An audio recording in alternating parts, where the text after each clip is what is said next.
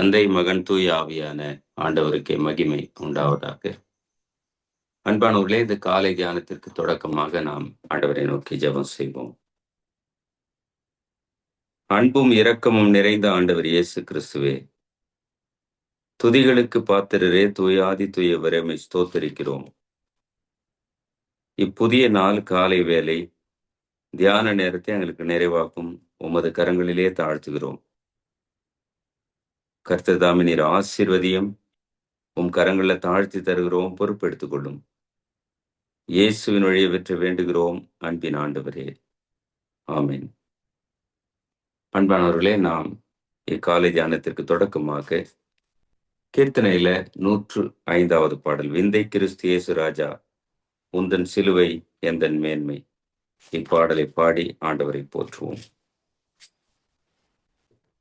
விந்தை கிறிஸ்தேசு ராஜா உந்தன் சிலுவை என் மேன்மை, உந்தன் சிலுவை என் மேன்மை, சுந்தரமிகும்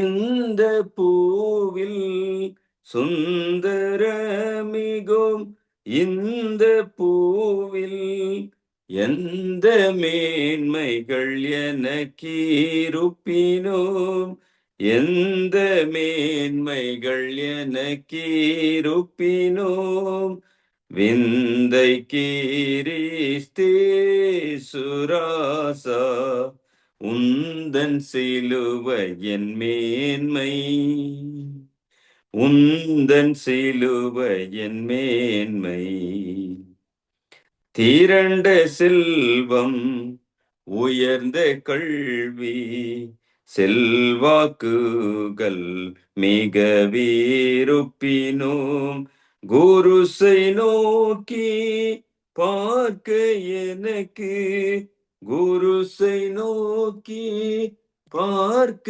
எனக்கு உரிய பெருமை யாவும் அற்பமே, உரிய பெருமை யாவும் அற்பமே, விந்தை கிறிஸ்தேசு ராஜா உந்தன் சிலுவை என் மேன்மை, உந்தன் சிலுவை என் மேன்மை,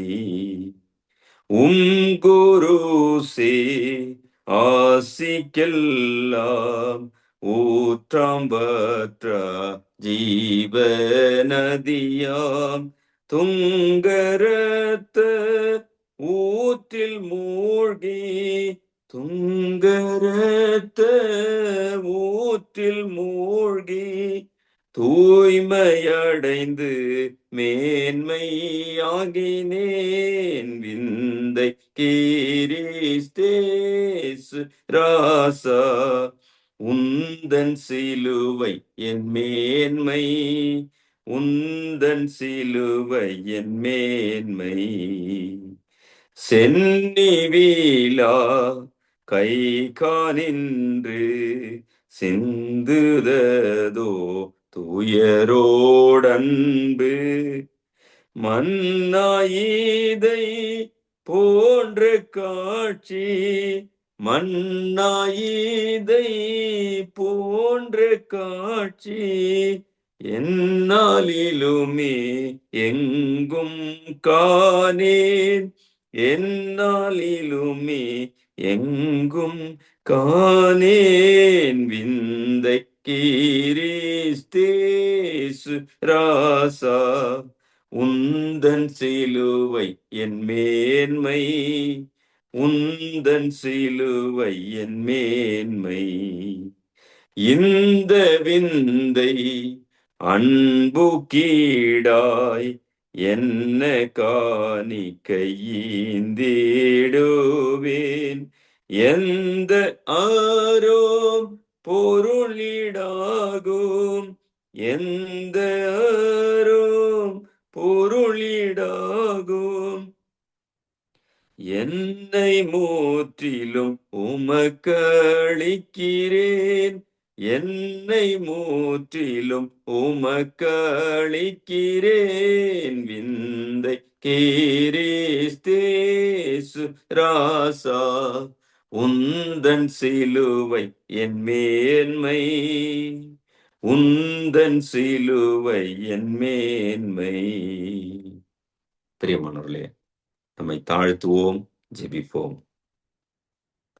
ஆண்டவர் இயேசுவே, எங்களுக்காக பாடுகளை ஏற்றவரே, அவமானங்களை ஏற்றவரே, சிலுவையை சுமந்தவரே, நாங்கள் உமக்கு துதி ஸ்தோத்திரங்கள் ஏறெடுக்கிறோம், நன்றி படைக்கிறோம் ஐயா. ஆண்டவர் தாமே இந்த வேளையில இந்த தியானத்திலே இணைந்திருக்கிற எல்லோருடைய குற்றங்கள், மீறுதல்கள், பாவங்கள் எல்லாவற்றையும் மன்னித்து உம் பிள்ளைகளாக ஏற்று வழிநடத்தும் உமது கரங்களிலே தாழ்த்துகிறோம். சிலுவை காட்சியை பார்க்கையில் உமது அன்பின் விலை அளவிட முடியாதது, அதை உணர்ந்து எங்களை தாழ்த்தி தருகிறோம். நீரே எல்லோரையும் பொறுப்பெடுத்துக் கொள்ளும், ஆசீர்வதியும். இயேசுவின் வழியே வேண்டுகிறோம் அன்பின் ஆண்டவரே, ஆமென். நாம் இணைந்து கர்த்தருடைய ஜெபத்தை ஏறெடுப்போம். பரமண்டலங்களில் இருக்கிற எங்கள் பிதாவே, உம்முடைய நாமம் பரிசுத்தப்படுவதாக, உம்முடைய ராஜ்யம் வருவதாக, உம்முடைய சித்தம் பரமண்டலத்திலே செய்யப்படுவது போல பூமியிலேயும் செய்யப்படுவதாக. அன்றன்றுள்ள எங்கள் அப்பத்தை எங்களுக்கு இன்று தாரும். எங்களுக்கு விரோதமாய் குற்றம் செய்கிறவர்களுக்கு நாங்கள் மன்னிக்கிறது போல எங்கள் குற்றங்களை எங்களுக்கு மன்னியும். எங்களை சோதனைக்குள் பிரவேசிக்க பண்ணாமல் தீமையினின்று எங்களை ரட்சித்துக் கொள்ளும். ராஜ்யமும் வல்லமையும் மகிமையும் என்றென்றைக்கும் உம்முடையவைகளே, ஆமென். பிரியமானவர்களே, இக்காலை தியானத்திற்கான திருமறை பாடத்தை நாம் படிக்க கேட்போம்.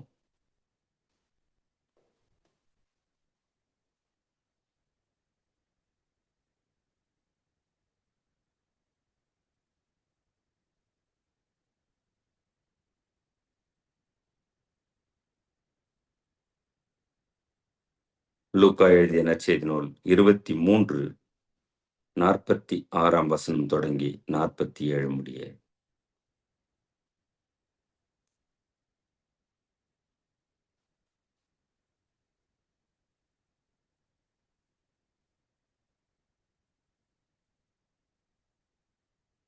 திருமறை பகுதியை நாம் படிக்க கேட்போம்.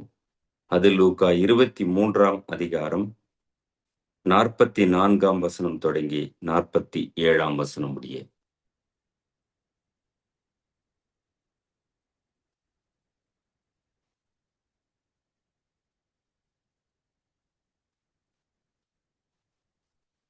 எடுத்தவர்கள் படிக்கலாம்.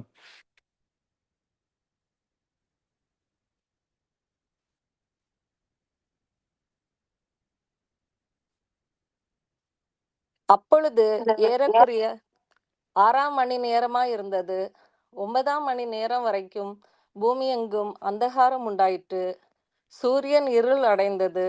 தேவாலயத்தின் திரைச்சீலை நடுவில் 2 கிழிந்தது. இயேசு, பிதாவே, உம்முடைய கைகளில் என் ஆவியை ஒப்புவிக்கிறேன் என்று மகா சத்தமாய் கூப்பிட்டு சொன்னார். இப்படி சொல்லி ஜீவனை விட்டார். 100க்கு அதிபதி சம்பவித்ததை கண்டு, மெய்யாகவே இந்த மனுஷன் நீதிபரனாய் இருந்தான் என்று சொல்லி தேவனை மகிமைப்படுத்தினான். ஆண்டவர் இயேசுவுக்கே மகிமை உண்டாவதாக. கிறிஸ்துவுக்குள் அன்பான சகோதர சகோதரிகளே, உங்கள் அனைவருக்கும் ஆண்டவர் இயேசுவின் திருப்பெயரில் வாழ்த்துக்களையும் ஸ்தோத்திரங்களையும் அன்போடு தெரிவிக்கிறேன். கடவுள் ஆசீர்வதிப்பாராக. இந்த காலை தியானத்துல நாம் சிந்திப்பதற்கான தலைப்பு சிலுவைக்கு திரும்புதல், ரிட்டர்ன் டு த கிராஸ். இந்த நாளிலே உலகெங்கிலும் இந்த குட் ஃப்ரைடே, புனித வெள்ளி என்று இந்த நாளை கடைபிடித்து ஆண்டவர் இயேசு கிறிஸ்துவின் பாடு மரணத்தை தியானிக்கிற நாள். ஆண்டவர் இயேசு கிறிஸ்து சிலுவை மரத்திலே தொங்கினவராக திருவாய் மொழிந்த 7 வார்த்தைகளை தியானிக்கிற நாள். இந்த நேரத்தில் கூட நாம் அந்த சிலுவை திருக்காட்சியை நம் கண்முன் நிறுத்துவோம். சிலுவை கொடூர சின்னமாய் கொலை கருவியாய் இருந்த காலம் மாறி ஆண்டவர் இயேசுவோடு எப்பொழுது இணைக்கப்பட்டதோ அது முதல் அது புனித சின்னமாய் மாறிப்போனது. இன்றைக்கு நாம் எல்லோரும் பல இடங்களிலே பல நிலைகளிலே சிலுவையை அடையாளப்படுத்துகிறோம், அணிந்து கொள்ளுகிறோம். சிலுவை நமக்கு வாழ்வளிக்கிற புனித சின்னமாக திகழ்கிறது. காரணம், ஆண்டவர் இயேசு கிறிஸ்து சிலுவையிலே தம் ஜீவனை கொடுத்து நம்மை மீட்டிருக்கிறார். சிலுவை வழியாக ஆண்டவர் இயேசுவை நம் கண்முன் நிறுத்தி ஆண்டவர் கற்றுத் தருகிற பாடங்களை நாம் சற்று சிந்திக்கலாம். நாம் இந்த லூக்கா 23ஆம் அதிகாரத்துல இயற்கை அனைத்தும் தம்மை படைத்த ஆண்டவரின் துடிப்பை, அவருடைய பாடுகளை சகிக்க முடியாமல் அல்லது ஏற்றுக்கொள்ள முடியாமல் இயற்கை அனைத்தும் அமைதலாய் போனது அல்லது தன் நிலையிலிருந்து அது இறங்கி போனது என்று சொன்னால் அது மிகையாகாது. நாம பார்க்கலாம், ஆண்டவர் இயேசு கிறிஸ்து பாடுகளின் நேரத்துல ஏறக்குறைய 6ஆம் மணி நேரமா இருந்தது.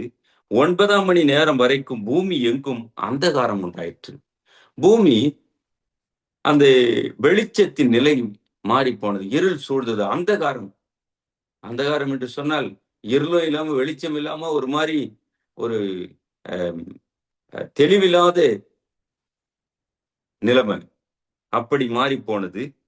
சூரியன் இருள் அடைந்தது. தேவாலயத்தின் திரைச்சீலை நடுவில் 2ஆக கிழிந்தது. இயற்கை ஒரு புறத்திலே ஆண்டவரின் பாடுகளை சகிக்க முடியாமல் தன் நிலை மாறி போனது. செயற்கையாக கட்டப்பட்ட ஆலயத்திலே இருந்த திரைச்சீலை, அந்த திரைச்சீலை 2ஆய் கிழிந்தது. அதுல அந்த திரைச்சீலை மேலிருந்து கீழாக கிழிந்தது. நாம் சிந்திக்கலாம் அன்பானவர்களே. இனி அந்த திரைச்சீலை கிழிந்ததிலேயும் ஒரு விஷயம் இருக்கிறது. அது கீழிருந்து மேலாக அல்ல, மேலிருந்து கீழாக. அதாவது இனி ஒரு தடை இல்லை. ஆண்டவரிடத்துல பிரவேசிக்க அந்த நாட்களில் இருந்த யூத சமூகத்தில் இருந்த அந்த ஆலய கட்டமைப்புகள், பரிசுத்த ஸ்தலம், மகா பரிசுத்த ஸ்தலம், மக்கள் கூடுமிடம், யூதர்களுக்கு வெளியே புற இனத்தார் கூடுமிடம் என்றெல்லாம் இருந்த நிலை மாறி இனி ஆண்டவரிடத்துல நேரடியாக நாம் தொடர்பு கொள்ளலாம், ஆண்டவரிடத்துல ஜெபிக்கலாம், ஆண்டவரை நோக்கி நம்முடைய விண்ணப்ப வேண்டுதலை அவர் சமூகத்திலே ஜெபித்து நாம் துதிக்கலாம், பாடலாம் என்கிற நிலைப்பாட்டை ஆண்டவர் இயேசுவின் மரணம் மீண்டுமாய் நமக்கு கற்றுத்தருகிறது. இயேசுவோடு இனி அன்றைக்கு இருந்த காலச்சூழல் போல பல பலிகளை செலுத்த வேண்டிய நிலைமை இல்லை. ஆண்டவரே பலியாகி போனார், சிலுவையிலே மரித்து போனார், தன் ஜீவனை விட்டார், தம் ரத்தம் சிந்தினார், நமக்காக அடிக்கப்பட்டார் என்கிற எல்லா பாடங்களையும் இச்சிலுவை திருக்காட்சி நமக்கு கற்றுத்தருகிறது. ஆண்டவர் இயேசு 46ஆம் வசனத்துல, பிதாவே உம்முடைய கைகளில் என் ஆவியை ஒப்புவிக்கிறேன் என்று மகா சத்தமாய் கூப்பிட்டு சொன்னார். இப்படி சொல்லி ஜீவனை விட்டார். ஆண்டவரே, தந்தையை நோக்கி ஆண்டவர் இயேசு ஜெபிக்கிறார். பிதாவே, திரித்துவ கடவுளாகிய இயேசு கிறிஸ்து தாம் வந்த நோக்கம் நிறைவேறியது, எல்லாவற்றையும் முடித்தேன். அவர் மிகுந்த மன நிறைவோடு கூட தம் ஜீவனை ஒப்புவிக்கிறார். நாம் இந்த வேளையில சிந்திக்கலாம், ஆண்டவர் இயேசு கிறிஸ்து நமக்கு தந்திருக்கிற இந்த வாழ்க்கை பயணத்துல, அவர் தந்திருக்கிற காலங்களிலே, இந்த கிருபையின் நாட்கள்ல, இந்த லெந்து காலத்துல நாம் சிந்திக்க வேண்டும். என் வாழ்க்கை ஆண்டவருக்கு உகந்ததாய் இருக்க வேண்டும். என் வாழ்வு, ஆண்டவர் என்னை இம்மண்ணிலே படைத்தது முதற்கொண்டு அவர் அழைக்கின்ற வரையிலும் அவருக்கு உகந்ததாய் இருக்க வேண்டும். ஆண்டவர் எப்பொழுது நம் ஒவ்வொருவரையும் அழைக்கிறாரோ அந்த வேளையில அமைதியான சூழலில் ஆண்டவருடைய கரத்திலே எல்லாவற்றையும் நிறைவாய் ஒப்படைத்து அவர் சமூகம் சேர வேண்டும் என்பதை இந்த பகுதி குறிப்பிட்டு நமக்கு காண்பிக்கிறது. மிக தெளிவுபடுத்தி ஆண்டவர் பேசுவதை நாம் பார்க்கிறோம்.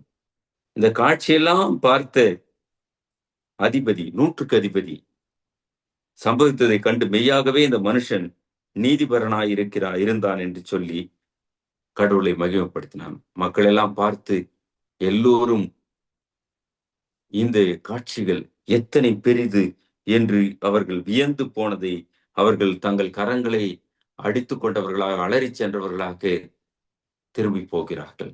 நாம் சிந்திக்கலாம் இந்த வேளையில, சிலுவை காட்சி நமக்கான அது ஒரு மாபெரும் ரட்சிப்பின் காட்சி. சிலுவை வழியாக ஆண்டவர் இயேசு பட்ட பாடுகள் எனக்காக உனக்காக என்பதை நாம் உணர்ந்து பார்க்கிற வேலை இது. சிலுவை ஏதோ ஒரு அழகு சாதனம் அல்ல.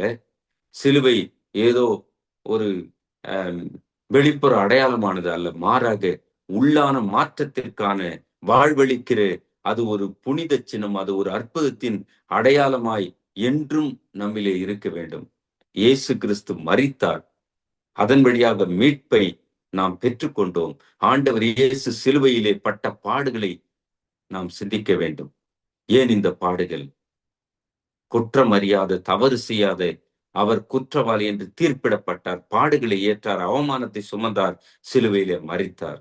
அந்த சிலுவை காட்சி நம் முன் எப்பொழுதும் இருக்கட்டும். ஆண்டவரே, எனக்காக நீர் மரித்திரே, எனக்காக உம்மை அர்ப்பணித்திரே, எனக்காக உம்மை ஒப்பு கொடுத்திரே, எனக்காக நீர் அடிக்கப்பட்டிரே, உமக்கு நான் நன்றி செலுத்துகிறேன் ஐயா, உமக்கு சாட்சியுள்ள பிள்ளையா வாழுகிறேன் என்று நம்மை அர்ப்பணிக்கிற பொழுது ஆசீர்வாதமாயிருக்கும்.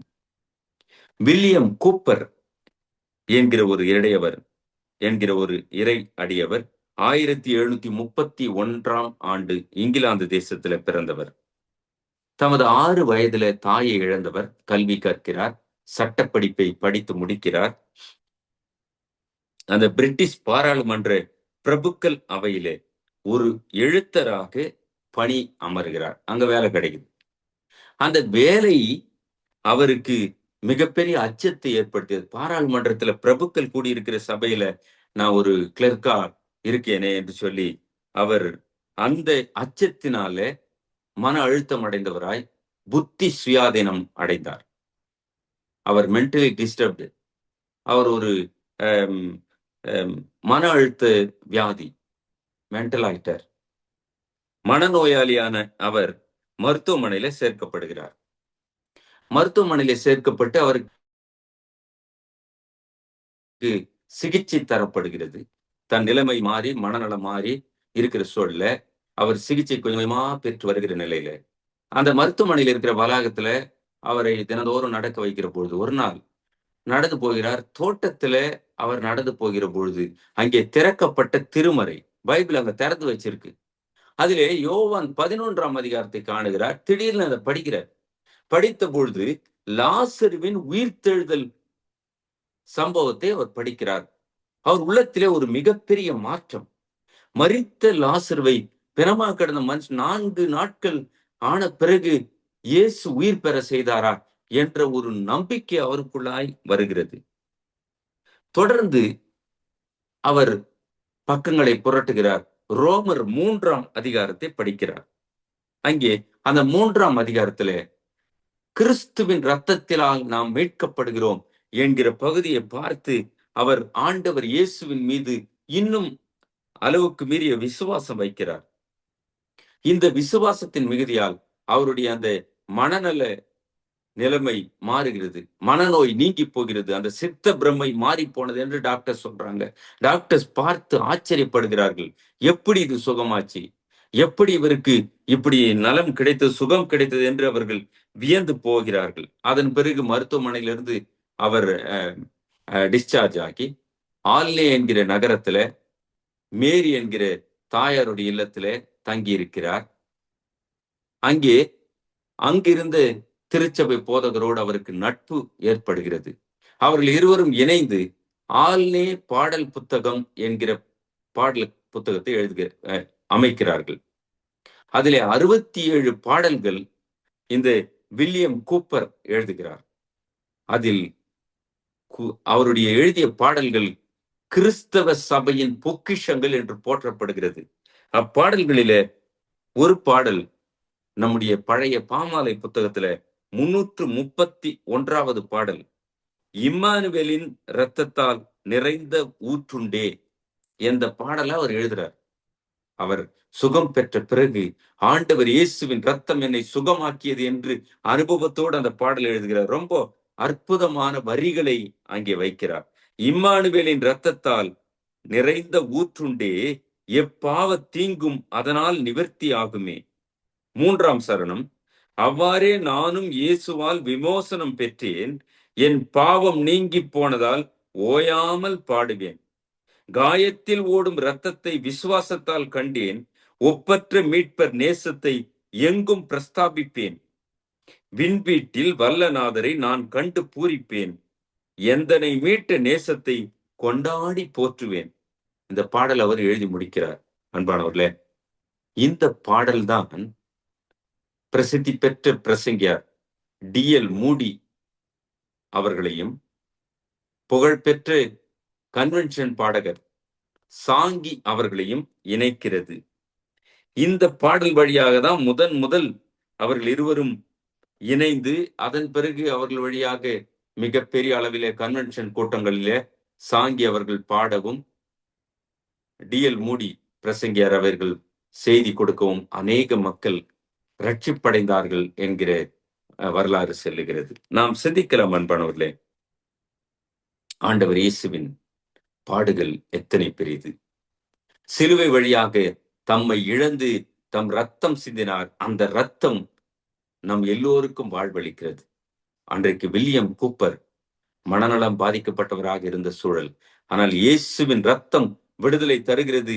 அவருடைய வல்ல கரம் மரித்தவரை உயிர் பெற செய்கிறது என்கிற அந்த பகுதியை படித்து விசுவாசித்த அவருக்கும் வாழ்வளித்த ரத்தம் அது இம்மானுவேலின் ரத்தம். அது என்றும் நம்மோடு இருக்கிற ரத்தம், வாழ்வளிக்கிற ரத்தம். அது இயேசுவின் ரத்தம். அது ஜெயமாக்குகிறது. அந்த ஜெயத்தை சிலுவை வழியாக நமக்கு தருகிறார். அந்த ஆண்டவர் இயேசுவை நாம் பற்றி கொண்டு வாழ்வோம். நம்மையும் கர்த்தர் தாமே ஆசீர்வதிப்பாராக. ஆமென். நாம் இந்த வேளையில இணைந்து அப்போஸ்தலருடைய விசுவாச அறிக்கையை ஏறெடுப்போம். வானத்தையும் பூமியும் படைத்த சர்வ வல்லமையுள்ள பிதாவாகிய தேவனை விசுவாசிக்கிறேன். அவருடைய ஒரே குமாரனாகிய நம்முடைய நாதர் இயேசு கிறிஸ்துவை விசுவாசிக்கிறேன். அவர் பரிசுத்த ஆவியினாலே கன்னி மறைத்து உற்பவித்து பிறந்தார். பொந்திய பிலாத்துவின் காலத்தில் பாடுபட்டு சிலுவையில் அறையுண்டு மரித்து அடக்கம் பண்ணப்பட்டு பாதாளத்தில் இறங்கினார். 3ஆம் நாள் மரித்தோரிடத்திலிருந்து எழுந்தருளினார். பரமண்டலத்துக்கு ஏறி சர்வ வல்லமையுள்ள பிதாவாகிய தேவனுடைய வலது பாரசத்திலே வீற்றிருக்கிறார். அவ்விடத்திலிருந்து உயிருள்ளோரையும் மரித்தோரையும் நியாயத்திற்கு வருவார். பரிசுத்த ஆவியை விசுவாசிக்கிறேன். பொதுவாயிருக்கிற பரிசுத்த சபையும் பரிசுத்தவானுடைய ஐக்கியமும் பாவ மன்னிப்பும் சரீரம் உயிர்த்தெழுதலும் நித்திய ஜீவனும் உண்டென்று விசுவாசிக்கிறேன். ஆமென். அன்பானவர்களே, நாம் தொடர்ந்து துதிப்பாடல் 391 பழைய பாடல் புத்தகத்திலே சிலுவையில் நின்றெழுந்த அன்பின் குரல், நம்மை சீராக்கி நேராக்கும் மன்னன் குரல், இப்பாடலை பாடி ஆண்டவரை துதிப்போம். சிலுவையில் நின்றெழுந்த அன்பின் குரல், நம்மை சீராக்கி நேராக்கும் மன்னன் குரல். சிலுவையில் நின்றெழுந்த அன்பின் குரல், மன்னிப்பின் குரலினையே முதலெழுப்பி மாந்தர்தம் பாவத்தை போக்கிவிட்டார். மீட்பின் குரலினையே பிறகெழுப்பி, மீட்பின் குரலினையே பிறகெழுப்பி மாபெரும் கள்வனுக்கு வாழ்வளித்தார்.